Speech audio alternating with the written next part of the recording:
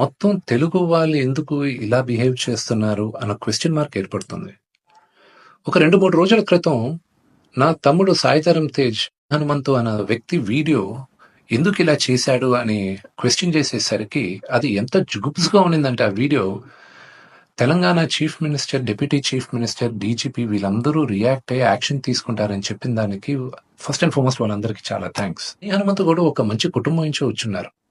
ఆయన ఎందుకు ఇలాగా బిహేవ్ చేశారో అర్థం కావట్లేదు. ఆయన ఫ్రెండ్స్ దాంట్లో ఆనందం ఏముంది?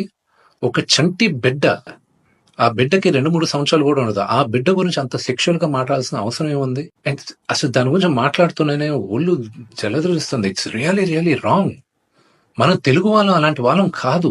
ఒక 2-3 రోజులుగా మూవీ ఆర్టిస్ట్ అసోసియేషన్ కి చాలా లెటర్లు, ఈమెయిల్స్ వచ్చాయి యాక్టర్స్, యాక్ట్రెసెస్ దగ్గర నుంచి.